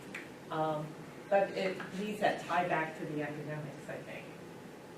Right? Does that make sense? Yes. Yeah, I'm glad you brought that up, because I was about to say, I definitely have not read this plan as extensively as most of you have, but the first thing I noticed is that even in the goals, there's really a minimal focus on the academic achievement of the students, and I feel like when you're making a plan for equity and you're a school district, your priority is teaching and allowing kids an opportunity to learn. And it's really, you're not getting any sort of equity if you're not putting that at the forefront of all of the decisions that are going into this plan. So as much as I love the belonging and success and access piece, which I think are all great to include in this, when you're looking for equity, I think you do also create a sense of equity when you bring in the administration to help talk with what techniques will work for establishing this and how you can make it so that students are getting the academic access as long as the community and belonging access that they need, because all of that ties in to create a real equitable system. It's not just separate parts where separate people come in and make their own changes. It really needs to be a comprehensive thing, and you can't, like, I love the idea of the community has added to it, but it's not equitable if you just take the community side of it without putting all the other pieces that will be affected by a district-wide plan into the process of making a plan. So I think really there should be a stronger focus on the academic priorities that this plan is looking for, while also making sure that in the plan for equity and making sure that everyone is involved, you've had everyone involved in making the actual plan. Yes. So that's sort of my perception Well from how said. I'm looking at this. I wish I could have said it that well. Thank you, Eddie. Okay, and so we're going to hand it off to you, and if there's more that you need us to provide, goal-wise, objective-wise, whatever, let us know. And then we will dedicate some more time to do what we need to do. It won't be in 2 weeks. Okay. That I can promise. Yeah, no, that's okay. I mean, this is important work. Yeah. We gotta get it right. Yeah. And it needs to be something that we're all proud of and that we can follow and that, we can talk to people and say, this is what we're doing and basically not come across as confused by it and that kind of thing if people ask us questions. That is what's really important. So thank you so much. Appreciate it. Sorry. Not my first rodeo. Yeah. Okay. The last thing I wanted to say too, for Eddie, and your comments were terrific. I was gonna say, before you made those comments, that if you have homework to do, don't feel like you need to stay for the whole meeting.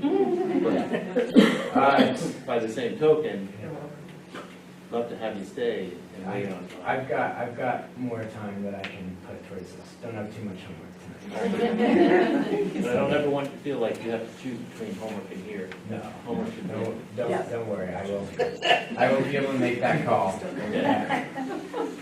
That's the end of the superintendent's report. Okay. Well, thank you. We were ahead of schedule before, so now we're just a little bit behind schedule, and I'll try to make it up. Okay, did you have a question? I have a question about the superintendent's report.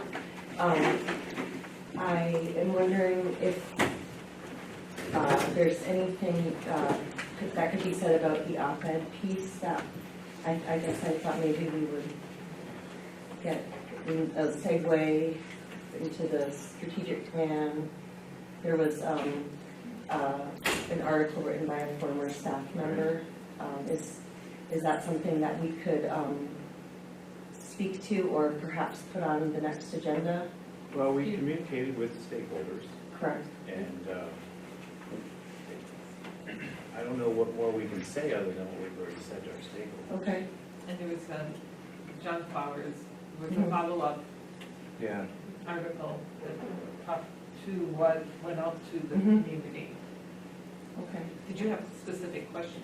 No, I guess I just saw it as an opportunity to tie into like real life with the strategic planning that we're doing, and I don't know, maybe it just isn't the right way to go about it, but I can see why you see the connection. Yeah, I see that. I go on tangents sometimes, but I just thought I should. Well, and I think the action that was taken, Mhm. I was very pleased by the action that was taken, that we're hiring, an expert to come in and Yeah, work with yeah. us and stuff like that. So that is really consistent, with what I say our goals are Mhm. for the equity piece. So that, the people I talked to, was like, wow, that's awesome. We admitted, yes, we can improve here. We didn't brush it under the rug or anything like that, and here's how we're gonna do it.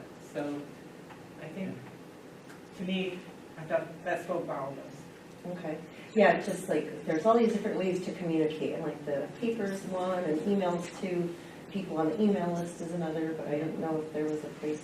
So anyways, yeah, with the board Thank you. environment. And Steve? So I would be real hesitant to bring something up like this unless we really have a problem as a board with what the administration did, or if we really wanted to recognize them, but I really don't think it's helpful for us to have a discussion about that. And so I would really like to leave that. And even if we want to say something that we didn't like what the administration did or we like what the administration did, I think that should be an individual communication with the administration rather than something that's in an open board session. I really don't. That would be preferable. Yeah, that's what I don't want to, these are, Yeah, exactly. should be much more controlled than that. And I'm sure everybody has an opinion on that, but if we're going to try to stick to the agenda, Yep. I think that's more discussion piece rather than an agenda. Yeah, thank you. Thank you. Okay, report of the chair. I have a few items I'd like to go through, and I'll try to go quickly. First of all, the superintendent search. I just wanted to let folks know that I've been in dialogue with our consultant Judy, and the posting went live September 1st on Friday, and it's also been posted in all of the venues. I'm not going to list them all, but there's multiple venues that we have posted the listing on. And over the weekend, she indicated that she had already received interest, quite a bit of interest already, and she's really anticipates that as we move throughout the month towards closing date, that we will get a good number of applicants, based on the activity that's already happening at this point in time. So I think we're in a good place at this point in time. It's not dead silence out there at all, right? Which is what you're always so concerned about. There's actual people interested and asking questions, that kind of thing. And obviously an application would follow. that information. So that was just real brief. In your board pack materials, I provided you a brief update on the new Vermont AOE rules for school boards. It's very much focused on the board piece of it. It's in a document that includes rules for districts, but there's specific rules for school boards around governance. And I really strongly recommend that if you haven't had an opportunity already to actually listen to the webinar and get familiar with what those changes are. The good news, we're already kind of started on that. You know, we've read Governance Core, and we had our training and our retreat, and there was much a focus on that. Now there's a mandate, you know, so it's not like it's new to us. We've already started down the road. And there will be areas that we will need to kind of focus on. You know, with any webinar, you know, you're not going to do everything, right? So as a board, we'll have to decide and prioritize, you know, what we want to tackle at this point in time. So I strongly recommend that. And in light of that, I also wanted to mention that the Vermont School Board Association is having their annual meeting on October 26th and 27th, and it's going to be focused on governance. I know it's during the week, it's a Thursday, Friday, but if there is interest, please let me know. I'm thinking of attending, and I think it will be, you know, really valuable because of, you know, trying to jumpstart some of the governance work, and would love to have others come if they're interested in doing so. There's a fee to go. Yes, there is. As well as an overnight fee. Yeah, right. So it's not free, it's like Maureen. October 1? October 26th and 27th, right? So if you're interested, send me an email, and then, you know, there is a discount if we have like 5 people from the district that attend. But it's an opportunity for us to learn more, I think. So that's all I really wanted to say. If you are interested, please send me an email and let me know. Next. Also, it's been brought to my attention in the past that we actually used to have a Middlebury Parks and Rec representative, right? In my tenure on the board, we've never had one. So there's a lot going on with the Middlebury Parks and Rec. So I think it would be a good thing if we did have a rep. So once again, if that's something that folks would like to serve in that capacity, just send me an email. And, I thought we did have a rep. She came and spoke to us. I mean, from the board. The board member on there. Oh, because we didn't have a board member that could do it, so we volunteered her or something, so she was our rep on the board. Okay.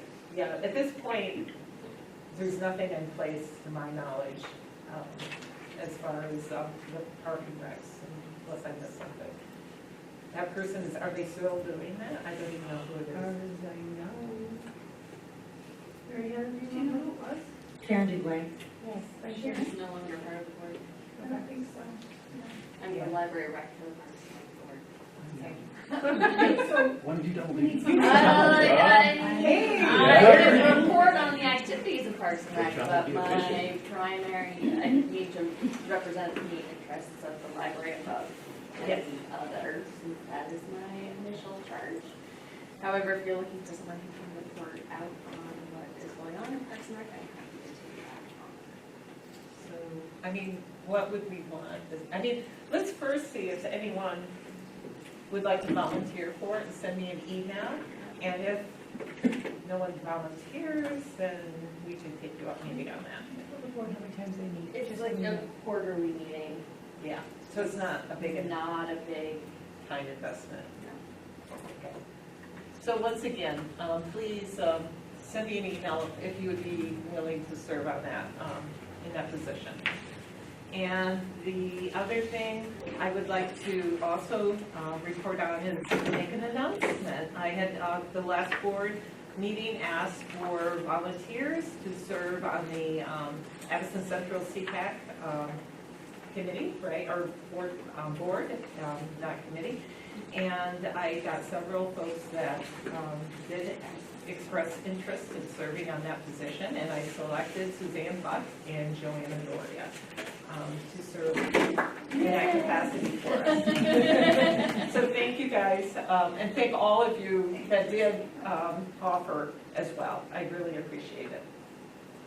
And the other, real quickly here. Those two will be listed. Yes. And so those two committees will be then standard under a report of the board. So there will be a slot that you can give an update as needed, right? It's not something you have to create an update, but just to keep us abreast of what's going on, okay? And the other thing I had was, I had talked about the work plan last meeting as well. I have started kind of a framework for the work plan. I haven't forgotten it, but I went away, so I haven't been able to dedicate as much time as I'd like. So my goal is to kind of come up with a structure, share that with the executive committee, and then in the next board meeting or the following board meeting, present a draft for folks to see what you think. Okay, so I haven't forgotten that work. Okay, so moving right along, I think I caught up a little bit there. It's report of the board, and at this time, we have an opportunity for each of our committee members, committees, to give an update, as well as those that are serving on Hannaford Career Center and Middlebury Community TV. They were listed, and of course, we'll be adding to that list based on the appointments that we made today. Okay, so let's start with communications and engagement. Sure, so the Communications and Engagement Committee met to talk about the materials that we would like to have at our little board tables for our back to school nights. So I put together some, they're sort of like little press kits. They have pictures of the board, we have some pamphlets, a little hello, my name is to wear. I have some index cards and a little baggie for taking suggestions, and then I did print out, so each folder has some printouts of like our superintendent search timeline, a printout of the brochure that went out so folks can see that, the strategic plan draft that we just hashed out, and the board, kind of the important foundational work that the board did as part of that, and let's see. And then we took Steve's recommended pamphlet from a different school district and modified it to our own. So kind of describes the board's mission and work and role in the community and things like that. So so after the meeting, after we adjourn, please come see me, those of you who have back to school nights coming up. For the Ripton, Bridgeport, and Shoreham, I haven't put those together yet, but I have the materials, so when those are scheduled, I'll get those ready for you. So that's what our team did, and then we will be working on putting together a board update for probably early October. That's a quick question, Mary Heather. So should, the principals know we're coming, right? So we should check in with them, I assume, okay. Yeah, Schedule those meetings. I do have the schedule. Wow. Of course she does. So come see me afterwards if you are scheduled to, and I have a folder for you. Okay, great. Can I just say something while I'm thinking about this? Is why I asked. Ellen and I are signed up to go to Weybridge. Yeah, but Jamie, I can do it, and then you can just be a parent. There is no open house this Thursday. Oh. That's why I'm saying it. So, Well, it's a back to school dinner. I've been told it's combined, it's a combined event. So yeah, it's back to school. So they want us to go? Gathering. Yes. Sorry. Never mind. Okay. That's what Christina told me. Okay. Yeah, so we're good. Let's move Get on. someone for sure to cover for the high school? Barb and I pretty much have it covered, but if you would like to be there, we'd be great. Anyway, thank you for everyone who has volunteered to wear your board hats. Thank you, Mary Heather. Moving on to facilities. facilities committee is not met, we will meet in Tuesday. Okay, thank you. Finance Committee, We met today, and I presented two things. One was the timeline. Both of these are listed under our Finance Committee, so you can, on board pack, you can look at those. And that pretty well delineates the timeline over the next months relative to board presentations and other discussions that he will be having, or superintendent will be having with principals and other people as this budget gets built. The second was a sort of slide packet showing the budget drivers. It's a pretty confusing topic, especially this year because of the loss of ESSER funds and many other issues which are unknown, including a whole new system of weighting, of which many issues the state hasn't quite figured out exactly the answers to many of the questions that Matt would have of them. So we as a committee felt that that slide packet was best to show as it was to us, to the board with some modifications. And those modifications Matt will work on, and including trying to find some of the answers to the questions that we had and he had and hasn't been able to get an answer to. As so be it. But one of the things is that in trying to present this to the board and to the public, as we go through the process, we need both sort of logical places where we may be, but also worst case scenarios, and that was one of the sort of additions and requests of them to come up with a sort of a worst case situation. And I talk about it being complicated because it's not worth trying to describe it until he does that in 2 weeks. But there's just a lot going on in this whole new system, and it doesn't flow linearly at all. So we have a lot of work to do, or they do, and we as the sounding boards, the committee recommended those changes to be brought to the boards. so We also, one other thing, at the fourth quarter came out, and the unaudited fund balance for 23 was $1,078,534, which was pretty much in the general range that had been predicted over the previous 6 months or so. So I think that was about where we were. Now that's just a number at this point. It gets audited, but it usually comes out to be pretty close to that. And at some point in the future, we will make decisions as to what we're going to do with it. excellent, thank you. And just keep us apprised, so if we need to put you on the agenda or for the board. Yeah, well, I mean, I think our role as the finance committee in some ways is to act as a sounding board to the administration and to Matt as to how do we present this, how much do you want, should we do this, should we not do this, and so some of it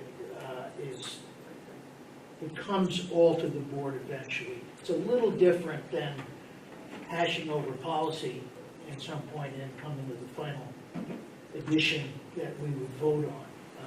That's true with the budget, but the process is a little bit different. We're much more of a sounding board than we are a setting absolute pace for something. Yeah, well, thank you, thank you. Negotiations. Yes, meeting on the 6th fell through, so we have not met, but we are meeting on Wednesday. Again, the big driver on that is council. He was not available on the 6th, he is available on the 13th. And we're going to do a first examination of contracts for the purpose of starting to put together our proposal. We still have not heard from the associations yet, so we have not actually started yet. Great, thank you, Steve. Steve? Yeah.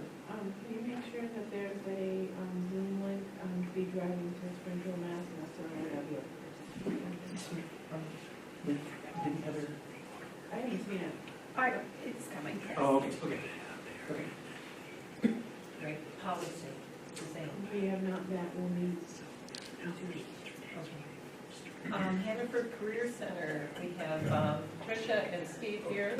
Anything you would want to report to the board tonight? As many of you may know, the renovations for the summer are finished. The building has got its occupancy certificate about a week before classes started. Man, they did a fantastic job moving that stuff. And if you've ever seen how much equipment is just involved in the kitchen, and how ripped out that whole room was, it's amazing to see what's been done. And the teachers did a great job getting all their stuff in. And I think, that was an $8 million thing, and we paid for some of that. So I would highly encourage people to come. Open house. I can't find the date, and I would really encourage people to come to the open house, or at least stop by and see what's been done, because it really is going well. And I have encouraged their finance committee to give us numbers off of their what they're going to charge us as soon as possible, because it's pretty. Our hope is that it is not going to be as surprise as it was last year. But we have to ask them for numbers. We can't tell them. I'm sorry, did we skip over facilities?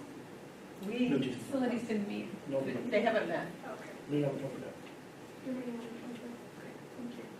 Anything, did you have a question? I just had a comment. I walk a lot through the back there in my loops around town. And I would hope that that area with the storage units and a lot of other stuff, now that we've got through this building process, could be cleaned up a little bit. I find it really a mess. And I know that's not part of this jurisdiction, but honestly, I think it could be made, rather than just as a junk pile, that everything gets set, which doesn't get thrown away. I mean, it kind of is. We are the landlord.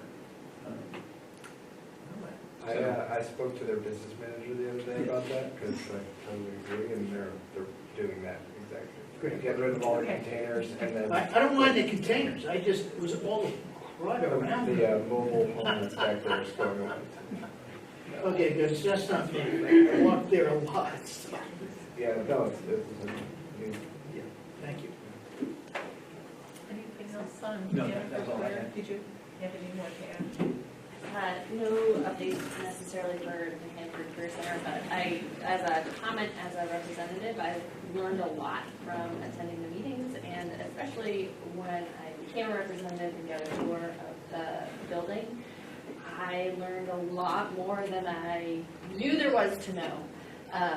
So I would encourage all of you to get over there and see the building, to talk to the superintendent, to really get a feel for what's on offer through the Career Center. Because I learned a lot in my time there, and got really excited about what I could tell students about. These are some offerings, and these are some opportunities, and have you ever heard about this? So I would recommend to everyone that go over and get some eyes-on experience. Maybe what we could do is arrange for a group of folks. I don't want onesies, right? Right, To yes. utilize their time much better. Yeah. And maybe they could give us a tour. That would be awesome. May I add one thing here? The Career Center is more than one building. Yes. Yeah. No, I the know. main campus, North Campus, Yeah. most people forget that North Campus exists. That's where we're going to be. But there is a gorgeous North Campus, and there is a main campus, and, Yeah. yes, it's multiple campuses. Awesome. We're also hoping to do a little messaging around something that has come to light recently. Our director, our assistant director, our business manager, our board chair, our diesel mechanics instructor, and our sustainable agriculture instructor are all women. Wow. So hopefully we're going to be able to use that a little bit to get people to break that stereotype of saying that this is shop class. Girls should be coming, because those are all valuable skills. Of course.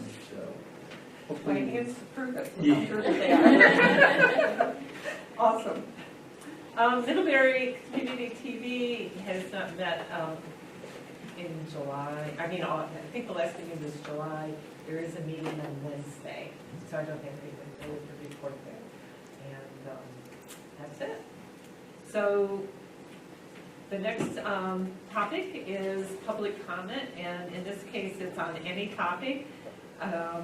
Again, you're limited to 3 minutes. So if there's anyone in the room or on Zoom, which looks like there might be a couple folks that have added in, raise either your Zoom hand or your hand here, and we'll call on you. Okay, go ahead, and state your name, please. Hi, Sam Ostro, live right down in Middlebury. I want to just bring to the board that I'm deeply concerned about Esther's piece in the paper and John's follow-up piece about it. It's scary, frankly, to hear that kind of behavior was ongoing within the school and that Esther felt so unsupported within the school. To me, that points to a cultural problem and a structural problem. And I believe that it is this board's duty to very rapidly work on how that will be addressed to ensure the safety of all of our community members. Because I believe after an incident like that many community members do not feel safe. And I don't think that's okay. And so instead of brushing it down quietly and asking for it to be in private, I would ask that it's a very public conversation and that the community is given actionable items that this board and the administration and the staff intends to follow up on, not only to support Esther, who clearly felt unsupported, but anybody else in this community who's feeling similarly unsupported. It's really scary to raise children in a community that is not addressing that kind of racism very publicly and very rapidly. So please, please, I will be following up. I will be showing up. Lindsay, thank you for bringing it up within the structure of the meeting. But it's deeply scary, frankly. And I think this room is almost entirely white. And I think that it is our duty to make this very public and act strongly and quickly about it to ensure the safety of others who probably don't feel safe in speaking up for themselves. It's so hard to witness, and the right thing to do is not to be quiet about it, but to engage as publicly as possible. And I ask this question really as the kind of lead. How much anti-racism training has the faculty in the school district received? How much annually? How much ever? Same to this board, same to the administration. It's really hard to work through these things, especially for those of us in positions of extreme privilege.